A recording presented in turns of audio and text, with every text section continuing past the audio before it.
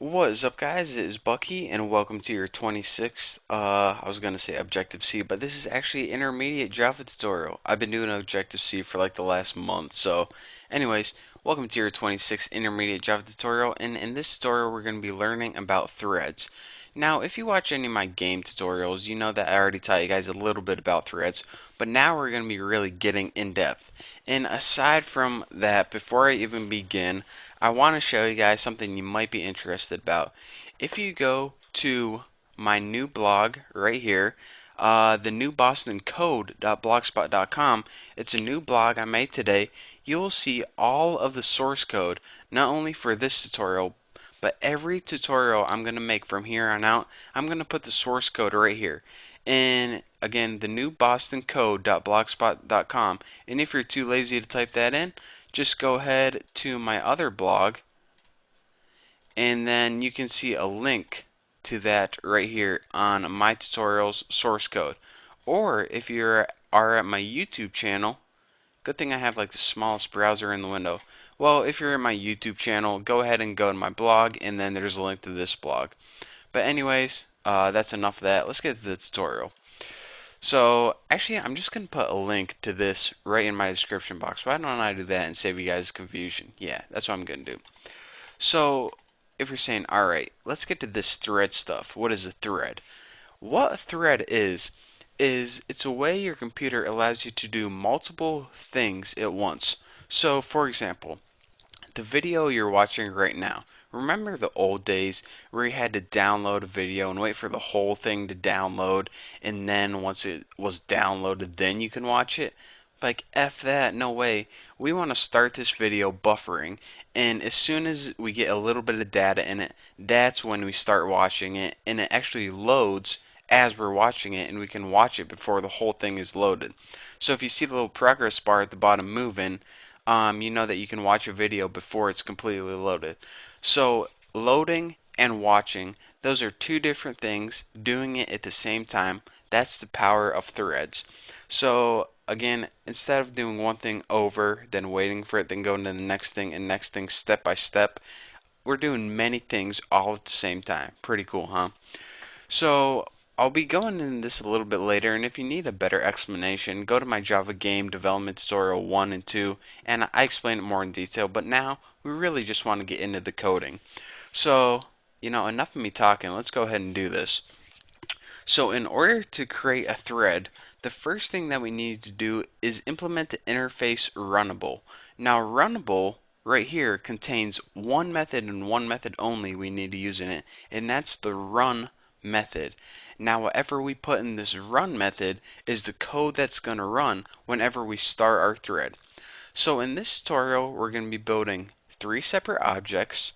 Each of those objects we're going to put on a separate thread. So we're going to have three threads. We're going to run them all at once and see what happens. Pretty cool, huh?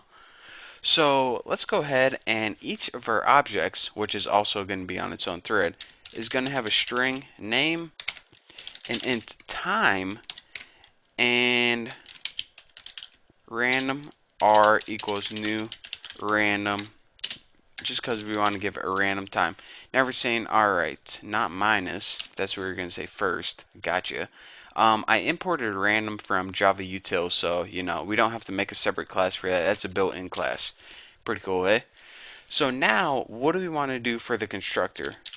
Public tuna, or whatever you name your class. I first want to give each object a name whenever I create it. So I'm going to pass in a variable later on to give it a name. So that name is set to your parameter, and I also want to give it a time to sleep. Now, whenever you put a thread to sleep, it pretty much means do nothing. Just sit there, chill out, hang on, wait for something else to happen. So we can give it like a time manually, like 50 milliseconds, but we want to give it a random time because, we can. So R from our random object right here, dot next int, and as a parameter for this, you write 999. And this is milliseconds. So now your random time is anywhere between 0 and 999 milliseconds, which is pretty much between 0 and 1 second. I mean, close enough, right? Alright, so outside of your constructor, now we're still getting this one error and it says, dude, you implemented runnable. When are you going to make this run method? Alright, we'll do it right now. So put public void run. And it doesn't need anything and it's a parameter. And go ahead, it does need a try and catch though. So let's go ahead and get this out of the way. Try, catch, exception E, and we don't need to do anything for exception. But anyways, whatever you put in try, remember, this run method gets called whenever you start the thread. So whenever you start the thread, this is the code that's actually going to happen. This is your sweet spot right here. So let's go ahead and what do we want to actually do? System out printf, and let's go ahead and press for the format. Let's go ahead and press %s is sleeping for %d. So we're going to say the name is sleeping, and then we're going to say how long it's sleeping for. And after this, we actually need to put our thread to sleep. So in order to put thread to sleep, put thread.sleep. And you don't need to name what thread you're putting to sleep, because whenever you call run, it automatically knows that thread. It's kind of like self keyword. So looks good right there, and we also need to put time in here. As a sleep parameter, you put how long do you want to sleep for. I mean, you could put something like 40 or 12 seconds like that. Actually, it would be that. But what we're going to be doing is giving it that random time to sleep for. So that's why that came in handy. And after this, we just want to do system out printf, one more statement to make sure everything went well.